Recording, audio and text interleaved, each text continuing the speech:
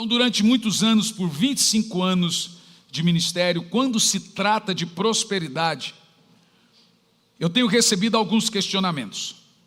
E eu gostaria de colocá-los aqui hoje e estudar juntos, aqui de forma introdutória nesse culto, e encontrarmos um equilíbrio de forma bíblica para o propósito das riquezas.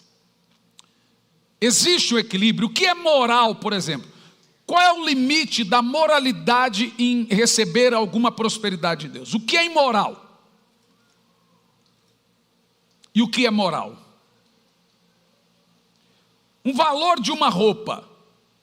O que é moral e o que é imoral? O valor de uma televisão, de uma casa. O quanto eu devo guardar sabendo que o irmão do lado está passando necessidade? A que ponto é moral e é imoral a minha prosperidade? Chega a um certo limite que a minha prosperidade deixa de ser só minha, ela passa a ser comunista. Acho que alguns entenderam o que eu disse. Ela passa a ser de um bem comum ou ela continua sendo só minha? Aonde a moral da prosperidade, da riqueza, começa a deixar de ser moral e ela passa a ferir a Deus. E Deus realmente tem interesse na minha prosperidade? Ou isso virou um chavão, crentez em alguns lugares?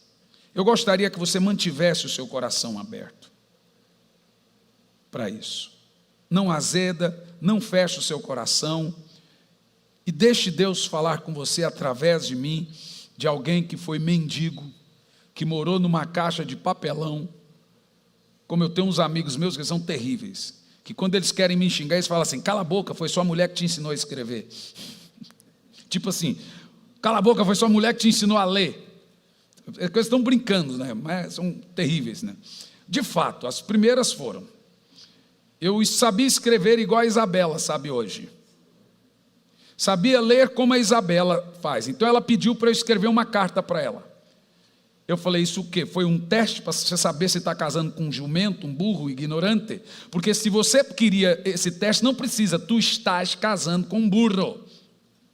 Ah, por quê? Porque eu não sei escrever. Não, mas escreve.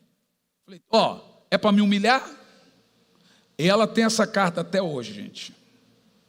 Esses dias eu não acreditei. Quando ela abriu, eu falei: sério isso? Escrevendo igualzinho, a pior que faz a Isabela hoje. Então, se Deus fez o que fez com alguém como eu acho que Ele pode fazer com muitos de nós e nos abençoar e prosperar. O segredo de tudo, primeiro, está no coração.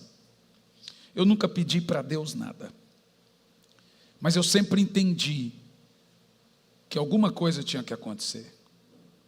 Chega uma hora na vida que nós temos que quebrar o ciclo de fracasso na nossa casa. Alguém tem que quebrar o ciclo. Ah, pastor, porque na minha família todo mundo, etc, etc. Mas tem que começar, você tem que romper esse ciclo de derrota. Que comece por você. Amém? Então, primeira coisa que eu quero te ensinar, nós vamos caminhar um pouco por Provérbios 11. Olhe bem para mim. Riquezas não são eternas. Ninguém leva a riqueza para o túmulo. Ninguém leva a riqueza para a eternidade. Então riqueza não foi feita para ser usada do outro lado. Se riquezas não são eternas, para que é preciso delas? Esse é um ponto importante. Na eternidade você não precisará de suas riquezas que conquistou aqui na terra. Então por que eu tenho que sonhar em ficar rico? Por que eu tenho que ficar rico se na eternidade eu não vou usar riqueza? Existe um propósito profético na riqueza. E sem esse propósito profético na riqueza, ela te leva para o inferno. Então eu vou dizer sobre riqueza o que eu digo sobre ministério. Se a sua prosperidade não for para a glória de Deus, ela te leva para o inferno. Ministério é assim. Se o ministério não lhe santificar, você vai para o inferno por causa dele. Se a prosperidade não glorificar a Deus, é melhor não tê-la, porque ela vira concorrente de Deus. Na realidade é o único. Você não pode servir a Deus e às riquezas. É o único pretenso concorrente que Deus pode ter na vida de uma pessoa, é esse ídolo chamado prosperidade. Vamos começar pelo primeiro texto. Por que eu deveria então ficar rico? As riquezas acumuladas não terão valor algum na eternidade, no dia da ira divina, mas a justiça livrará o fiel da morte. Que texto! Acabamos de ver aqui então que no trono de Deus, no tribunal de Deus, diante de Deus, a sua prosperidade não tem valor nenhum. Então por que eu tenho que ficar rico? Segundo ponto muito importante: a pobreza não te ajuda em nada. Presta atenção. A pobreza não te torna espiritual, como a riqueza não te torna carnal. Ei, não se desculpe de prosperar. Você não tem culpa. A coisa ficou de um jeito que tem duas coisas hoje entre os crentes que virou pecado: sucesso e prosperidade. Já tem crente pedindo perdão de ter prosperado. Há muitos anos atrás, pastor Elisandro e eu fomos pregar no interior do Paraná, muitos anos mesmo. A gente não tinha carro, viajava 30, 40 horas de ônibus, e a mulher incha tudo, né? E a gente chegava, depois de 30 horas no ônibus, o pezinho dela, tudo inchado, nunca reclamou, iria daqui para tudo que é canto, naqueles ônibus da Cometa, gente, aquilo corria, gente do céu, e um medo. Quantas vezes andando, viajando nesses ônibus, eu, com pouco dinheiro, ela vai, estou numa fome, eu olhava assim na carteira, vai lá comer, amor. Ela ia lá, pegava aquele sanduichão cheio de X infarto. E um refri. Vai comer, amor? Eu olhava, não tinha mais. Eu falei, não estou com fome. É que eu só tinha para um. Isso aconteceu muitas vezes. Da gente cortar esse Brasil aqui dentro de ônibus. 30 horas dentro de um ônibus. 40 horas dentro de um ônibus.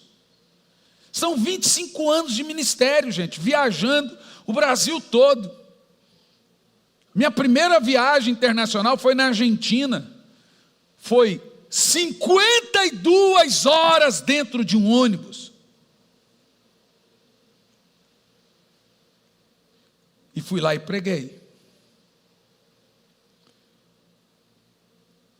Aí você chega 25 anos depois de ministério, quase que você se sente culpado de ter 18 livros, 3 livros, 2 best-sellers, 3 livros em arrependimento, graça, não, 4 livros em 3 idiomas, não, 5 livros em 3 idiomas. Quase que você se sente mal de postar alguma conquista, tipo assim, meus livros em inglês, em espanhol, em português. Você nem posta, você se sente mal, culpado. Porque se você postar alguma coisa que é sofrimento, você posta, todo mundo curte, comenta. Se você postar alguma coisa que é conquista, porque sentir a dor do outro é mais fácil do que alegrar com os que se alegram. Chorar com os que choram não é tão difícil. Difícil é se alegrar com os que se alegram. Então você quase que se sente culpado em ter prosperado. Quase você se sente culpado em ter prosperado perante os seus parentes, os seus familiares. Você tem vergonha de chegar com um carro novo na casa de um parente, de um familiar. Fui pregar numa igreja, eu estacionei meu carro 2 quadras da igreja, com vergonha de estacionar o carro na porta da igreja. Bom, eu tenho essa vergonha. Mas nesse dia, que eu vim andando, com a Bíblia na mão e o iPad, e o pastor ele perguntou, uai pastor, onde você pôs o carro? Põe para lá. O Espírito Santo falou assim para mim: você está com vergonha do que eu te dei, do que eu te fiz? Agora na Argentina, o camarada me deu um envelope, tinha $7.000. Eu pensei em devolver de novo. O Espírito Santo falou assim: não me ofende, você está me ofendendo. Porque eu peguei toda a família e falei assim: vamos pagar todas as contas de março em fevereiro, porque março é só viagem missionária e eu não conto com nenhum centavo disso, eu estou indo esperando só dar. Mas Deus quis dar. E eu falei: ó, não preciso. E o Espírito Santo falou assim: você está me ofendendo. Então, você quase que se sente culpado. Parece que você está ofendendo alguém com aquilo que Deus lhe deu. E aí o Espírito Santo falou assim: você não tem culpa da inveja das pessoas, você não tem culpa do despeito das pessoas, e elas deveriam olhar para você e falar assim: Senhor, eu tenho um pastor que o Senhor abençoou, e ele pode me abençoar. Então, se você tem familiares ou parentes que acham que você... Porque, irmão, as pessoas, elas não veem o que você passou para chegar onde chegou. Elas só acham que a sua vida é boa. Contudo, preste muita atenção no que eu vou te dizer. Primeiro ponto que você precisa entender aqui: para quem morou numa caixa de papelão, e quando o sol se punha, entrava na caixa, quando o sol nascia, saía da caixa e passava o dia vendendo paçoquinha, engraxando sapato e vendendo água no sinal. Chegou em Curitiba com uma sacolinha do Carrefour, com uma muda de roupa, sem nenhum parente. Eu não quero ser clichê e te dar uma coisa humanista, dizendo para você que é fácil prosperar. Isso é mentira. Mas eu quero te dizer qual é o segredo. Não é como dizem por aí, mas existe um segredo. Assim como eu te ensinei, estou te ensinando a orar, que funcionou comigo, eu vou te ensinar o que funcionou comigo, e vai funcionar com você, e você vai vencer. Quem quer vencer? Existe um mapa para entrar no coração de Deus, um mapa para tudo. Ele existe e não é difícil. Eu queria que você fosse humilde para receber. E lá no final, você vai falar como algumas pessoas disseram: minha vida mudou. E você quer que mude? Você sabe que eu posso pregar isso. Eu não sou um pregador de prosperidade. E não vejo maldade em sê-lo. Mas eu não sou. Então, se eu estiver pregando, é porque Deus realmente mandou eu pregar. A pobreza não te ajuda em nada. No entanto, escute, não há propósito nenhum na pobreza. A pobreza não deixa as pessoas mais espirituais. Meu pai, houve uma época que ele pensava que quanto mais pobre ele era mais santo. Então, com 5 filhos, um irmão um dia comprou uma Belina, zerada, e deu para ele a Belina, para ele ir para a igreja com 5 filhos que iam a pé. Ele moeu a Belina no cacete, porque ele dizia que era o diabo que estava dando a Belina para ele. No interior do Paraná, pastor Elisandro e eu pregamos 4 dias, ficamos hospedados na casa de um irmão que estava muito pobre na época, muito mesmo. Ele tinha acabado de vender o Bamerindos para o HSBC. Então ele estava muito pobre naquela altura. E nós ficamos hospedados na casa dele. Ele tinha recém vendido o Bamerindos. E aí ele levou a gente para conhecer uma das fazendas dele. Ele falou: essa aqui tem poucos gados, pastor. Na época o Nelore estava em alta, agora é o Angus. Essa tem 1.500, pastor, mas porque essa aqui é só confinamento. Pobre. Eu falei: que dó, porque não adora aquele homem. Vou fazer uma campanha missionária, mandar uma oferta para ele. E nós ficamos na casa desse moço. Gente, ele tratou a gente tão bem, mas tão bem, mas tão bem. No final, foram 4 dias de conferência, 100 e poucas almas convertidas. Era uma igreja presbiteriana. Demônio saiu a rodo. Foi assim, eu tinha uns... Era o quê? 21 anos de idade. Cheguei lá no culto, chega o último dia, né, que é um dia muito importante para o pastor convidado, que é quando o pastor te leva no escritório, só quer um café, só quer um chá, e ele lhe dá voluntariamente uma oferta. Esse dia é um dia mágico. Eu cheguei no escritório do pastor, falou: senta aí, pastor, quer um café, quer um chá? Isso há 25 anos eu já sei como que é. Eu já olho, aí o pastor enfia a mão e vem com um envelope assim: pastor, é de amor. Todos eles falam a mesma coisa. A gente queria dar mais, mas essa é o que a gente pode. Então isso eu ouço há 25 anos. Quando eu chego numa igreja que o pastor já vem chorando, não, olha, está difícil, eu falo: olha, essa aqui não dá para contar com nada. Já está chorando antes de começar, então eu já sei. Mas então a gente já tem experiência, né? Aí o pastor olhou, sentou, tomei o café, e dá-lhe chá, e nada do pastor demonstrar. Daqui um pouco ele levantou e disse: pastor, que Deus lhe pague. Eu falei: amém.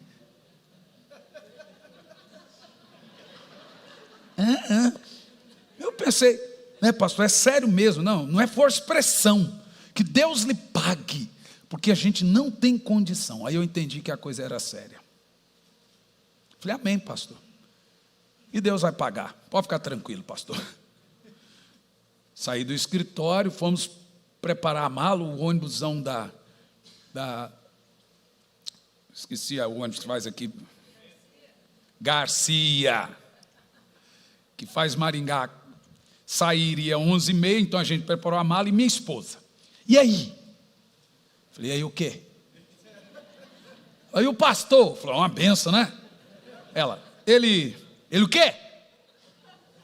Abençoou? Falei: abençoou? Como foi? Falou: Deus lhe pague. E ó, vai por mim, mulher, ele vai pagar. Ele falou: ele vai ter que pagar, porque amanhã a gente tem que pagar isso, pagar aquilo outro. Falei: não se preocupe, se o pastor disse Deus lhe pague, é porque ele vai pagar. A irmã tinha acabado de entrar no ministério, ela não entendia esse negócio de Deus lhe pague ainda. Contudo, tinha contas para pagar. Deixa eu falar um negócio: viver da fé é uma aventura, gente. A fé honra a Deus e Deus honra a fé. A fé honra a Deus e Deus honra a fé. É uma sociedade maravilhosa. Deus não dá 13º, não paga férias, não dá férias, mas paga certinho. E também não manda embora, não. Você tem que pedir a conta. Ele é muito fiel. E ele faz mimo, ele dá presente, ele aumenta salário, ele dá as coisas, toma também. Pensa num patrão justo. Viver da fé é uma aventura. Contudo, chegamos em casa por volta de 5h30 da manhã, deixamos as malas ali, vamos dormir. Deu umas 10 horas, minha esposa grita: amá! Italiano, gente.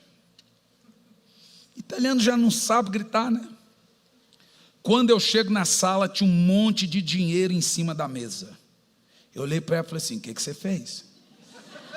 Você pensa o seguinte, pensa com a minha cabeça: o meu pai me educou a nem ganhar presente, devolva, nem dado vocês podem, por quê? Na cabeça do meu pai era assim, ó: eu não tenho condição de dar, se alguém der, não vai dar de novo. Então meu pai proibiu os tios de dar, e ele falava assim para os tios: você tem condição de dar sempre?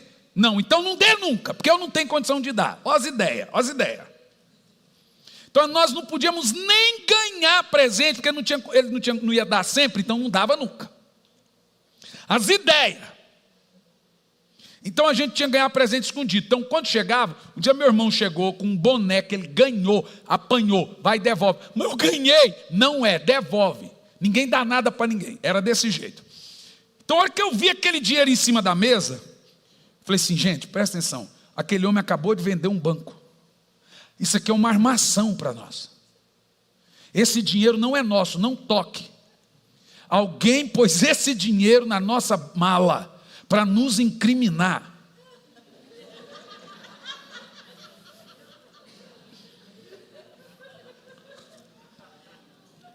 Gente, sabe aquele cara que está acostumado a ser derrotado, tem um ciclo de derrota na família, que passou fome, que não acredita que Deus está dando alguma coisa para ele? É aquele cara que Deus deu um carro para ele, e ele foi atravessar a ponte Rio-Niterói,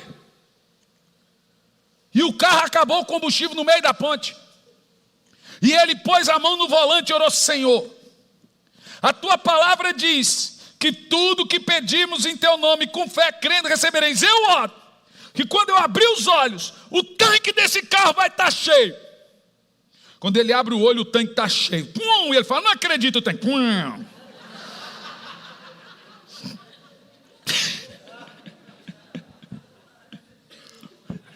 Foi rápido, passou rápido. Então você pensa o seguinte: eu vi aquele dinheiro, eu falei para ele, não toca. Liguei para o pastor. Falei: pastor, eu preciso do telefone do irmão, até eu esqueci o nome do irmão, o ex-banqueiro lá. Liguei na casa e falei: meu querido irmão, aconteceu aqui um negócio, deixa eu te falar um negócio. Você notou a falta de algum dinheiro seu aí? E o homem foi ficando calado, falou: olha, eu não sei quanto tem aqui, mas apareceu um dinheiro na nossa mala que não é nosso. E eu vou te falar uma coisa, meu irmão, alguém aí, não sei, na sua fazenda, na sua casa, pode ser que pôs parte do dinheiro aqui, porque vai faltar mais, para pôr a culpa na gente. Olha a minha cabeça. Faz sentido. Ele pôs esse valor, mas vai faltar mais. Para falar: ó, um pastorzinho veio aqui e ficou. Ele levou: é pastor político, então você já sabe. A fama precede. Então vou te falar aqui. Tem um dinheiro, não sei quanto é, não colocamos, estava na nossa mala. O irmão começou a rir. Falou: pastorzinho pode dizer: pastor, nós dissemos para a igreja não lhe dar nada. Nós gostamos tanto de vocês que ficaram aqui com a gente, que nós decidimos, nós lhe dar o dinheiro, e esse dinheiro é para vocês comprar um carro para vocês. Aí eu e minha esposa começamos a chorar. Olha, pastor, tem um dinheiro aí o suficiente para vocês saírem daí e comprar um carro. Eu já perdi as contas de quanto carro nós ganhamos. Meu primeiro, meu segundo, meu terceiro, meu quarto, meu quinto. A nossa casa, um discípulo, aluno, dos homens mais ricos no interior de São Paulo, falou: pastor, nós queremos lhe dar X de oferta, para você comprar a sua casa. Compramos a casa, foi um projeto de vida, 2 anos atrás. Se eu fosse contar, né? Ninguém sabe a nossa luta. Quantas vezes, Emerson, você me pegou 4 da manhã em casa, 3 da manhã em casa, ou me pegou no aeroporto, ou pegava eu aqui, saía correndo para pregar, e saía do culto direto para o aeroporto, ou saía do aeroporto direto para o culto. Isso aconteceu nos 3 primeiros anos dessa igreja, 3 primeiros anos, saindo daqui direto para o aeroporto, do aeroporto voltando para o culto, pregando aqui, chegando para pregar em outro lugar. Vem a pandemia, você corre, faz velório, e chora, e constrói, e etc. Ai, pastor, mas tem gente que é ingrato. O problema é dele. Quem sai perdendo é ele. Sabe o que eu saio perdendo com isso? Nada. Porque eu amo você, mas não trabalho para você, eu trabalho para Deus. O meu patrão é Deus, e eu saio ganhando com tudo isso. Então pouco me importa quem é ingrato, quem deixa de ser. Eu vou continuar fazendo a obra de Deus, porque é para o Senhor que eu estou fazendo. Agora, o que é interessante nessa história que eu estou lhe dizendo: a pobreza não lhe deixa espiritual, e às vezes até lhe deixa carnal, porque você passa a murmurar. Você passa a questionar a Deus, questionar a sua fé, questionar porque alguns prosperam e você não. O seu coração passa a não estar livre para adorar, porque as pessoas ficam amarguradas quando não tem o dinheiro para pagar uma conta, ou para ajudar um filho, ou quando o filho pede algo, e o filho não entende porque alguns colegas têm e ele não tem.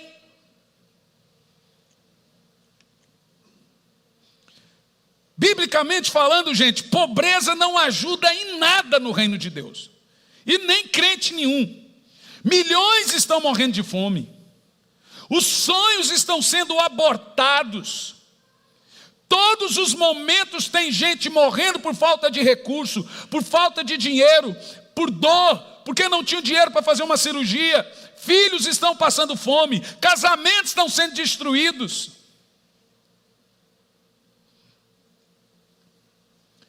Agora, olhe bem o que eu vou lhe dizer. Riqueza com missão, vou dizer de novo, riqueza com propósito produz missão. Vou dizer de novo, riqueza sem propósito é diabólica. Riqueza com propósito gera missão. Você poderia repetir isso, por favor? Riqueza sem propósito é diabólica. Riqueza com missão, com propósito gera missão. Por quê? Vamos ver alguns textos bíblicos sobre isso. Primeiro, Provérbios 11, verso 10 e 11. Vamos lá esse texto aqui, olha que coisa poderosa. Vamos lá? Sem reza, gente, vamos lá. Não, vamos dizer de novo, desde o início, vai lá. Com a prosperidade dos justos, toda a cidade fica feliz. Vou parar, eu sei que tem um ponto e vírgula, o resto é um complemento da sabedoria. Quando os ímpios perecem, a música é alegria. Vamos deixar isso para lá, né? Vamos ficar com a primeira parte, mas o texto é muito claro, que a prosperidade do justo deixa o seu ambiente feliz. Significa que há um limite que a prosperidade do justo pode ser imoral se ela não for mais coletiva. Porque o justo, ele chega a um ponto que ele tem que ser abençoador.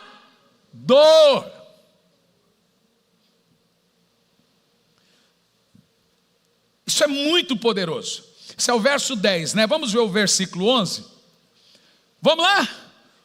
Os justos abençoam a cidade por meio das bênçãos que recebem.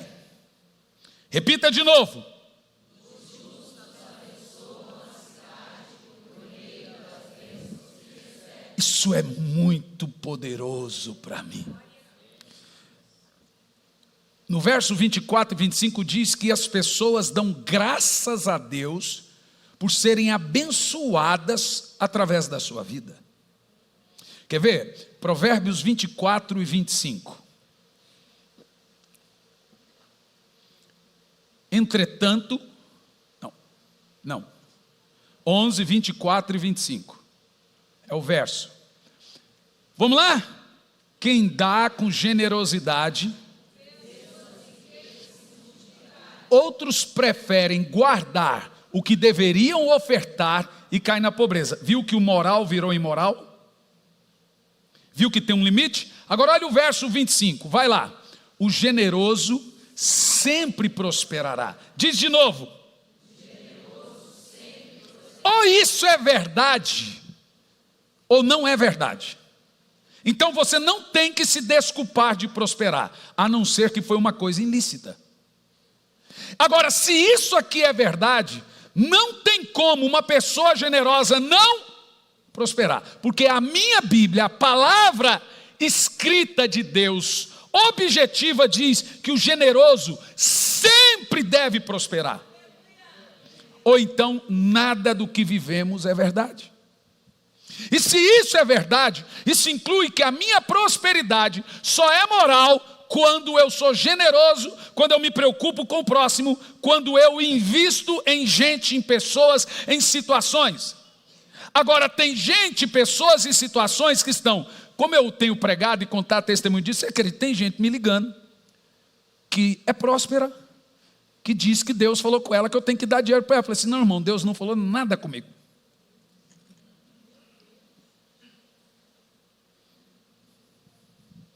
Não é que eu preciso pagar aqui umas contas e etc. Eu falei, pois é, Deus não falou nada. Ah, eu pensei que você era uma pessoa generosa. Eu falei, sou. Mas não é assim que funciona. Porque você tem que entender que você, a sua prosperidade, e o princípio da prosperidade é de igual para todos. Assim como o princípio da oração, o da prosperidade também é um depósito, que você vai ofertando, você vai ajudando o próximo, você vai ajudando a obra de Deus, você não percebe, chega uma hora Deus vem e fala assim, agora vem e saca. A oração é assim, você vai orando, você não percebe, chega uma hora que Deus vem e fala, agora é a hora de sacar o seu depósito. Pode vir que tem aonde você tirar, você pôs, agora tem de onde tirar, você pôs, agora você tem de onde tirar. Então tem gente que não oferta na vida de ninguém, não oferta, não dizima, não lenca com Deus, não ajuda ninguém. Uma vez chegou uma missionária da África e ela postou na internet, na época que a gente tinha telefone físico, fixo, né? Porque esse aqui não é mais só um telefone, mas um telefone fixo. Vocês entenderam, viu, raça? E é físico também. E aí a missionária escreveu no Face, alguém tem um telefone para vender? Bem na época que o telefone fixo estava, não presta mais, não sei nem se você tem aquele negócio. Alguém escreveu, falou, eu tenho um, eu vendo por R$10. Gente, era uma irmã da igreja, obreira da igreja, muito próspera. Eu fiquei louco, fiquei possuído. Eu chamei ela na hora, eu falei, você está de brincadeira? Eu ganhei você, eu batizei você, eu te ensinei, você vai mesmo vender o telefone para essa missionária por R$10? Ué, pastor, é meu, eu tenho direito. Eu falei, não tem, isso é imoral. Você não tem direito de pegar uma roupinha da sua filha que cresceu, do seu filho que cresceu, e agora decidir vender para uma irmã, ou uma irmã que não tem condição, que o filhinho dela tem o mesmo tamanho da sua que tinha o seu filho, e agora decidir vender. Não tem. Existem coisas que são imorais diante de Deus. Ontem passou uma irmã com um punhado de picolé assim, ó. Eu tinha acabado de descer do púlpito e a boca seca. Eu passei na mão dela e falei assim, perdeu. E peguei o picolé de limão. A irmã ficou doida. Não, é meu. Você quer? Tá bom, devolvi. Teve coragem. Aí eu cheguei no escritório e falei assim, Jássio, eu queria tanto um picolé. Ué, pastor, por quê? Fiquei com desejo. Mas que tipo de picolé? Eu gosto de picolé de pobre. Aquele só de fruta. Mas na hora o Espírito Santo me deu uma lição. Era uma adolescente, ela não tem conhecimento. Eu te prometi essa lição para você entender que os crentes fazem a mesma coisa. Vou te dar um exemplo. Eu estava indo para a Argentina. O coração do homem é uma fábrica de ídolos. E todo mundo constrói pelo menos uns 180 ídolos por dia. E eu sou apaixonado por relógio, não nego isso para ninguém. Mas também eu dou um monte. E eu ganho um monte. E eu estava indo para a Argentina, na parte internacional do hospital, do aeroporto de Guarulhos. Parei e vi um relógio lindo. E fiquei olhando o relógio. Meu Deus, que coisa linda. Não era caro, era bonito. E olhei, não sei o quê. Chamei o vendedor e falei assim, eu vou comprar esse relógio. Essa é a única, é peça única. Falei, não, eu estou vendo, eu vou comprar. E eu pus no braço e vi de outra cor. Daqui um pouco apareceu uma mensagem. Última chamada. Eu perguntei para ele, quanto tempo é daqui para tal portão? Ele falou assim, 35 minutos. Eu falei, perdi o voo. Você está brincando? Eu falei, não é sério. Eu falei, moço, me perdoa, não vou poder comprar seu relógio. Por quê? Porque eu vou perder o voo, dá licença. E saí correndo. Quando eu cheguei no portão, eu fui a última pessoa. Eu entrei, o Espírito Santo falou assim comigo, você quase perdeu uma viagem, é só uma viagem por semana para Ushuaia, Patagônia, é só um voo. 300 e tantas almas iriam se converter lá, e vão. Foram 18 paralíticos, 16 cegos, 310 almas, e você quase perdeu a cruzada por um ídolo. Por causa de um relógio. Então, eu falei, na hora o Espírito Santo falou assim, você tem que correr. Eu olhei, e o meu voo? Gente, eu me descuidei, 40 e poucos minutos. São coisas que o Espírito Santo pegou e falou, lembra o negócio do picolé? É um negócio do telefone que a irmã também achou que ela tinha que vender por R$10. Eu vou vender essas roupinhas da minha filha que não servem mais. Tu deixa de ser avarento, você não vai prosperar nunca. gente ruim. Aprenda a ser doador. Aprenda que a prosperidade está aqui, ó. Põe o texto, verso 24. O generoso sempre prosperará. Eu quero que você diga isso 3 vezes, porque primeiro, a prosperidade é uma mudança de mente. Você tem que começar a mudar a sua mente. Eu vou dizer mais uma vez, começar a mudar a sua mente, a aprender a dar as coisas para as pessoas. Ah, mas fulano não merece. Não importa se ele não merece. Aprender a ofertar, aprender a dizimar, aprender a não fazer negócios com Deus. Porque Deus não está disposto a negociar com ninguém. Olha, se o Senhor fizer isso, Deus fala: ei, é você que é homem, é você que mente. Para de fazer barganha comigo. Eu não minto, eu não engano. Minha parte eu cumpro. Faça você a sua parte e não conte com a minha. Então nós temos que começar a mudar a mente. A olhar para o lado para ver quem está com dor. E tem gente que se prevalece. A dor de pessoas que está durando anos. Por que também? A minha avó, uma das pessoas que mais de oração que eu conheci na minha vida, que orava mais de 4 horas por dia, dizia: minha filha, ó, vem da roça. Eu fui criado na roça, no pelego do cavalo, che. E quando eu montei no cavalo sem sela, meu avô falou: vô, põe uma sela. Não vai pôr sela não, vira homem. Muda! Falei: vô, segura a crina. E se cair, apanha.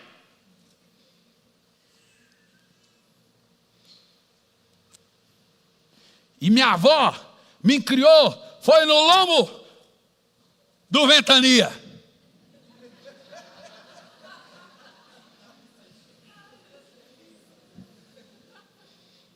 E segurava era a crina quando desembanhava para o meio do banhado. E levava a seca, menino. E se cair, ainda apanhava ainda. Ela dizia: ó, se vê rastejando, mata que é cobra. Ninguém rasteja por muito tempo se for obediente a Deus. Todo mundo tem um tempo de prova, todo mundo tem um tempo de luta, mas uma hora tem que passar, uma hora tem que parar de chorar. Nem na vida de Jó a luta durou tanto tempo, irmão.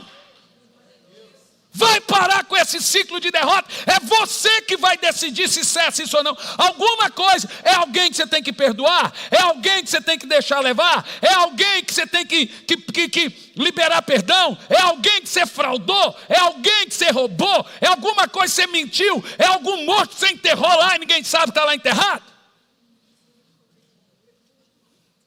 É um passado que você pensa que ninguém sabe. Alguma coisa tem de errado na vida de alguém que não vai para frente.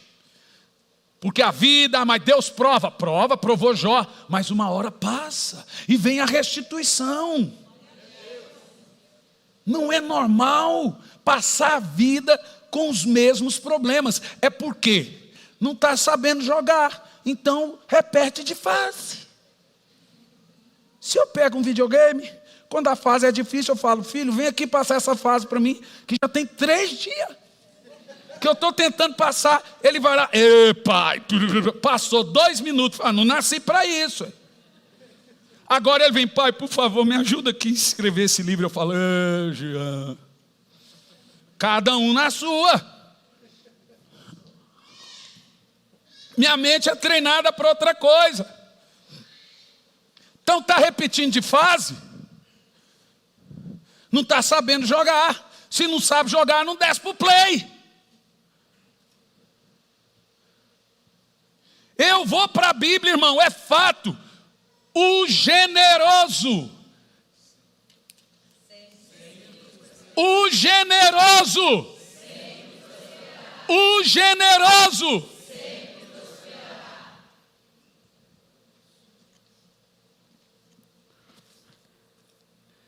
Agora, o que é riqueza para Deus?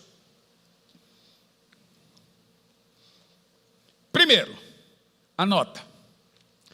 O propósito das riquezas é um só, não tem outro.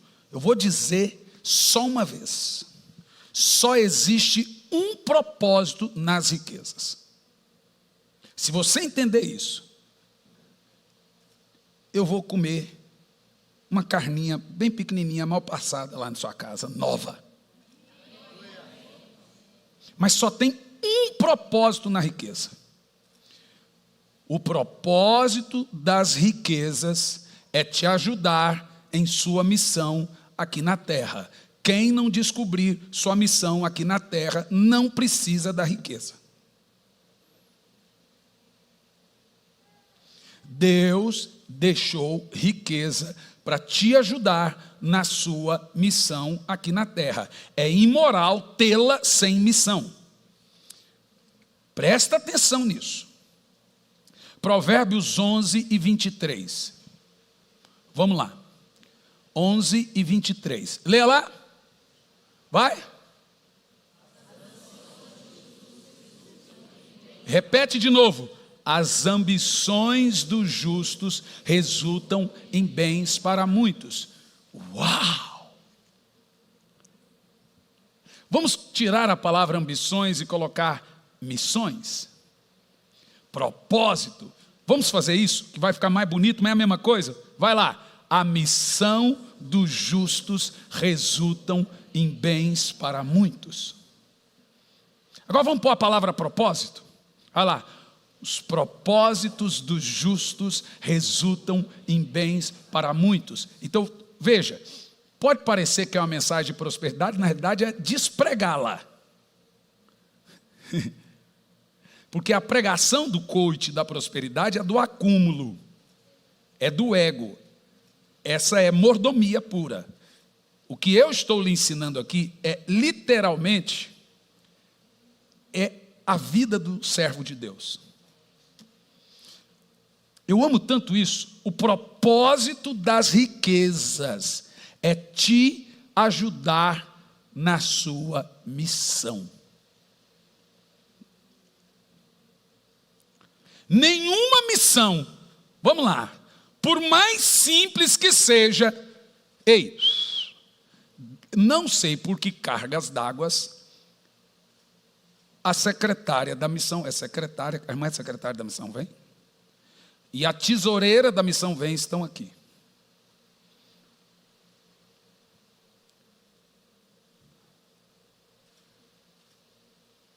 E Deus sabe o que nós já fizemos para missões. E agora, no mês de novembro, nós temos a nossa cruzada na Índia, que vai custar $45 mil. 2 dias para pastores, 2 dias para cruzada. Os pastores vêm do Paquistão e da Índia, então você tem que pagar, igualzinho na África, você tem que pagar café da manhã, almoço e janta, a viagem deles e a hospedagem. Eles não têm dinheiro. Então são 500 pastores. E você também tem que pagar a despesa da cruzada. São $45 mil. Quanto daria hoje $45 mil? Na realidade é $100 mil, só que a metade a nossa missão vai pagar, a outra metade é uma outra missão que vai pagar. Então a metade ficou a nosso cargo. Isso sem contar a viagem, no caso a minha viagem e da minha equipe, e o hotel dos dias lá e etc. Então vou te falar uma coisa.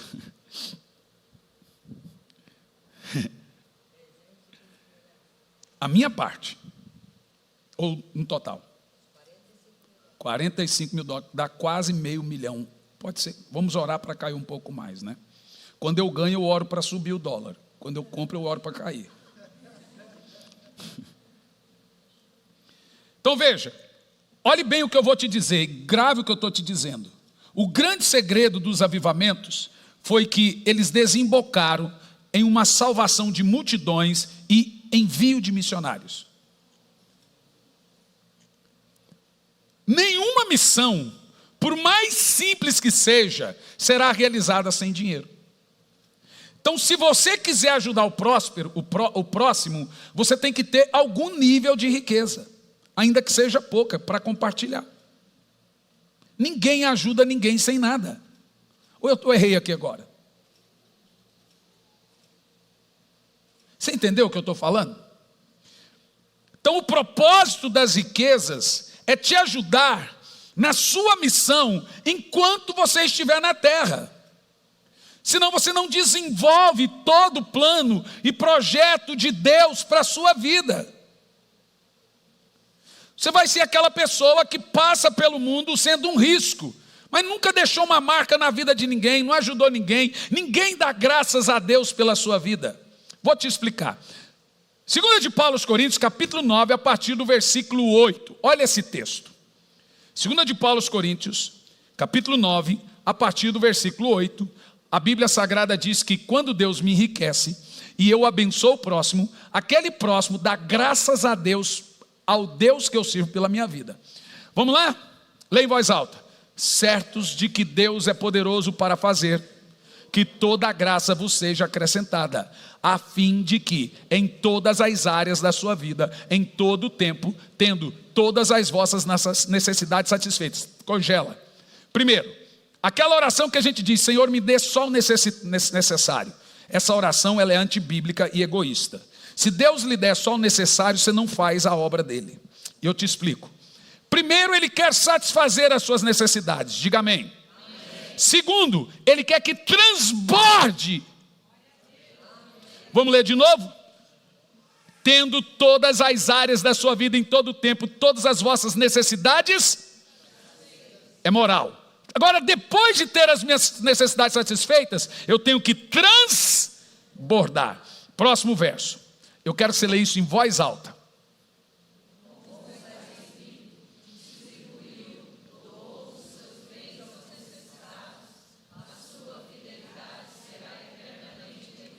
Próximo verso. Vamos lá?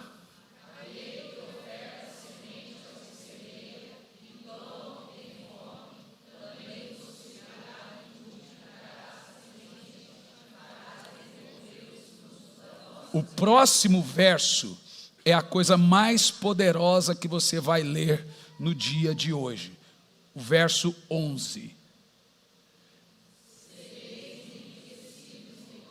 Não, mas repita isso 3 vezes. Sereis enriquecidos em todas as áreas das vossas vidas. Para quê?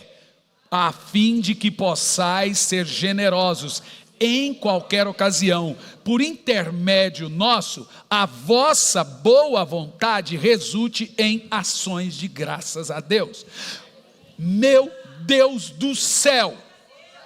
É por isso que eu não suporto essa pregação egoísta, porque ela não te ensina a ser altruísta, ela te ensina a ser avarento. O texto diz, eu vou enriquecer você em todas as áreas da sua vida. Com qual propósito?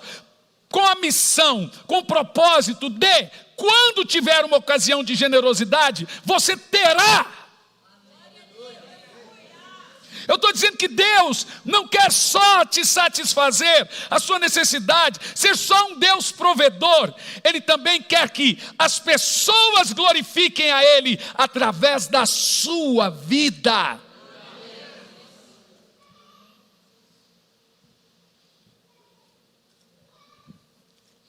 Esse é o evangelho de Jesus que eu creio.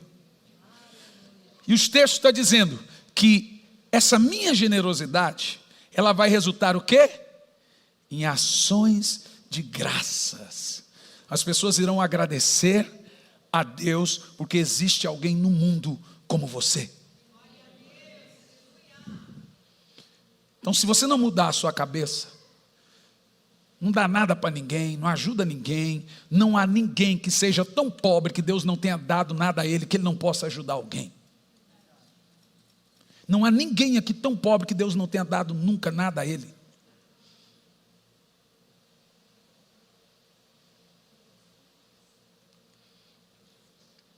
O ministério de Jesus e de Paulo foi completado com riquezas. Lucas 8, versículo 1, eu tenho a base bíblica aqui para as mulheres sustentarem os maridos. Estou brincando, é brincadeira. Mas vamos ver lá, vai lá, vamos lá? Havendo passado esses acontecimentos, caminhavam Jesus por todos os povoados e cidades, proclamando as boas novas do reino, e os 12 iam com ele. Eu gosto dessa parte. E também algumas mulheres ricas. Quantas mulheres ricas temos aqui? Olha, levanta as mãos aí as mulheres ricas. algumas mulheres ricas que haviam sido libertas de espíritos malignos e doenças. Maria Madalena, que havia saído de 7 demônios, a mulher tinha pouco demônio, hein? Joana, esposa de Cusa, administradora da casa de Herodes, Susana e muitas outras. Leia o resto aí, só as irmãs, vai lá. Essas mulheres cooperavam no sustento dos 12 com seus bens. A igreja era cheia de mulher poderosa. Só mulher rica, gente. Aplauda aí, só as mulheres ricas aí, ó.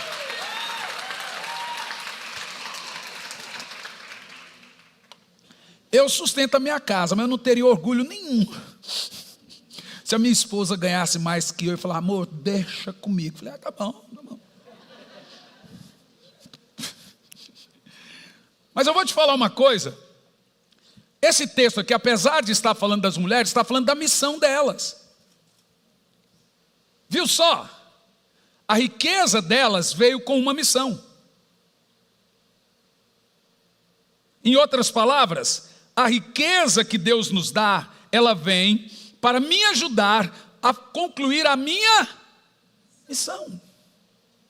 Oh Senhor, dê dinheiro para esse povo que eu amo tanto.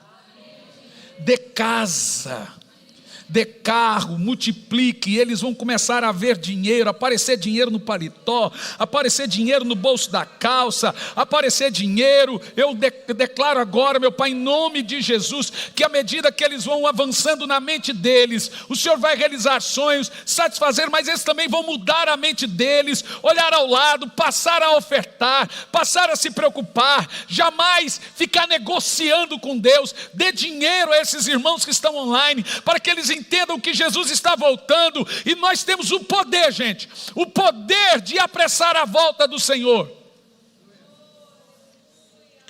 E nós apressamos a volta do Senhor com missões.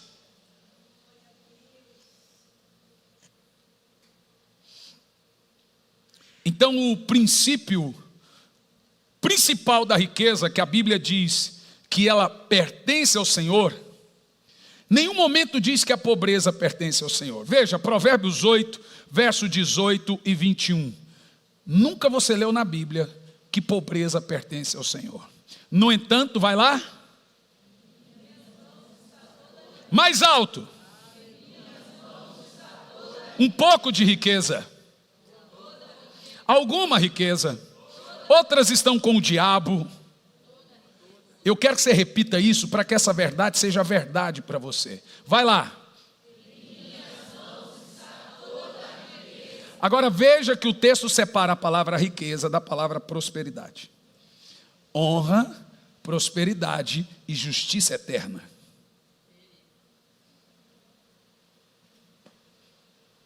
Deus te trouxe aqui hoje e quarta-feira que vem para mudar completamente o rumo profético da sua vida financeira.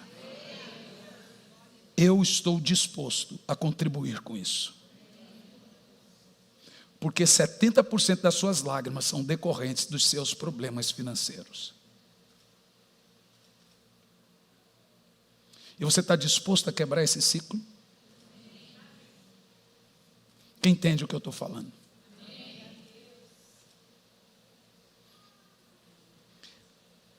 Mas você tem que fazer exatamente o que eu estou falando. Mudar a mente. Mudar as atitudes. Treinar sua mente. Primeiro, para deixar de ser ruim, avarento, infiel. Pensar que todo mundo tem que te dar as coisas. Porque o segredo da prosperidade está em dar, não em receber.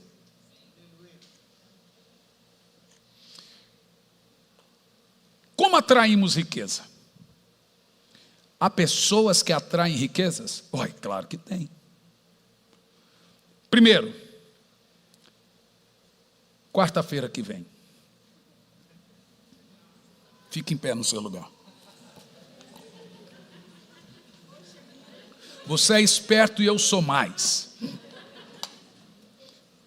Se você acha que vale a pena e que a sua vida vai mudar definitivamente, você estará aqui. Nós vamos orar por você, ungir você. Na quarta que vem, eu estarei aqui. Farei toda a parte de orações. Estará o pastor Júnior. Pastor Júnior, Ele é um ex-viciado, ele tem uma das maiores casas de recuperação do Brasil, e ele é português. Ele tem uma das maiores igrejas de imigrantes portugueses e brasileiros nos Estados Unidos. Eu o conheço há uns 25 anos, talvez até mais. Esse homem foi para a Europa fugido dos traficantes, porque não conseguiu pagar a droga. Esse homem ora todo dia das 4, aproximadamente umas 9 da manhã. É um dos homens mais sábios que eu conheço, meu amigo de uns 25 anos. Ele e a esposa dele, a Susana, têm uma unção. Gente, eles ajudam tanto os pobres, mas tanto. Centenas de gente de casa de recuperação, e é uma unção que ele tem. E eu fiz questão dele vir nesse dia, para despertar a gente, não só espiritualmente, mas em todas as áreas. O que eu quero? Eu quero que a arca de Deus entre na sua casa, e que assim como prosperou a casa de Obed-Edom, prospere a sua. Você entende que eu estou preocupado com você? Você entende a necessidade de lhe ensinar isso? Quem entende? Então levanta a mão e diz: pobreza, não me ajuda em nada. Põe a mão aqui. Eu preciso primeiro mudar a minha mente. E eu vou te ajudar a isso. Aproveita, irmão. Eu estou me desdobrando em 30 para poder estar aqui todas as quartas com vocês. Eu freiei boa parte das viagens internacionais para poder desenvolver isso, porque no meu período de oração, eu entendi que muita coisa tinha que mudar aqui na vida de muitos irmãos, que resultado de suas muitas murmurações se davam por não conseguir pagar a conta, não ter o dinheiro para isso, daquilo outro. Eu falei: Senhor, o que eu faço? Falou assim: o que você faz? Ensine-os a vencer. E ore por eles. Eu preciso orar para o meu povo. Eu preciso clamar a Deus pela sua vida. Eu preciso buscar a Deus para que você vença. E eu creio que nós vamos ter enxurradas de testemunhos. Olá, você conhece a Bíblia McCheyne? Eu sou o pastor Hernandes Santos e eu venho aqui para indicar a Bíblia McCheyne, uma Bíblia de 1842. Costumam-se dizer que é a Bíblia dos avivalistas. Por quê? Olha quem indica essa Bíblia: Martyn Lloyd-Jones, John Stott, Charles Spurgeon, Charles Finney e o próprio D.A. Carson. Olha o que John Stott diz: sou grato a Martyn Lloyd-Jones por me indicar o método de leitura McCheyne. D.A. Carson escreveu um livro por título Por Amor a Deus, especificamente para incentivar o método de leitura McCheyne. Reverendo Hernandes Dias Lopes diz: tenho grande alegria de recomendar a Bíblia McCheyne, faço isso com entusiasmo e profunda expectativa. McCheyne foi um ministro do Evangelho, cheio do Espírito Santo, por isso desenvolveu o sistema McCheyne de leitura da Bíblia. É a chamada, gente, Bíblia dos avivalistas, porque eles desenvolveram, o Dr. McCheyne desenvolveu um sistema de ler a Bíblia diariamente.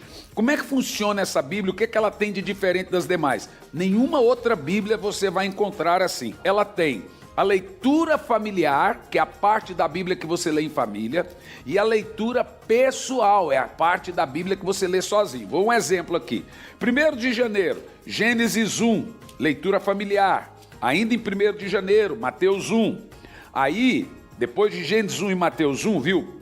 Velho e Novo Testamento junto, vem a leitura pessoal, ainda em 1º de janeiro. Esdras 1, Atos 1, ainda em 1º de janeiro. Aí vai 2º de janeiro, leitura familiar, Gênesis 2, Mateus 2, aí leitura pessoal, Esdras 2. Só que hoje eu estou gravando, gente, em 28 de maio. Então eu começo a ler a Bíblia em 28 de maio e leio ela toda até o final. Aí, quando chegar 1º de janeiro, eu começo. Salmos em azul, palavras proféticas em verde, palavras de Jesus em vermelho. E o sistema M'Cheyne é o único sistema de devocional diário de Bíblia. Se você levar essa Bíblia na igreja, não vai te resolver. É Bíblia para ficar do lado, em casa. Eu e a minha esposa, do meu lado fica a minha Bíblia, do lado dela fica a Bíblia dela, meu filho tem a Bíblia dele. Nós lemos em família a parte da leitura Bíblia familiar e depois a gente lê a parte da leitura bíblica pessoal. Gente, é um espetáculo a Bíblia M'Cheyne. Olha, você pode até encontrar na internet outras pessoas vendendo a Bíblia M'Cheyne, mas são vendas de Bíblia usadas, porque veja bem, ela é uma Bíblia rara, de 1842, a linguagem já é atualizada de Ferreira de Almeida, tem gente vendendo Bíblia de R$900, gente vendendo de R$400, por se tratar de uma Bíblia rara. Tem gente vendendo até mais barato, só que são Bíblias usadas. A nossa é Bíblia nova. Nós vamos enviar, vai chegar para sua casa, é a maneira de trazer avivamento na sua casa. M'Cheyne era um avivalista, então ele desenvolveu um sistema de leitura bíblica diária. Qual a ideia de M'Cheyne? Ler o Velho Testamento, Salmos e o Novo Testamento 2 vezes por ano. Então você vai ler a Bíblia inteira no ano, sendo que o Novo Testamento 2 vezes por ano e de forma muito bem organizada. E as revelações desse avivalista chamado Robert Murray M'Cheyne. Adquira a sua e vai chegar na sua casa.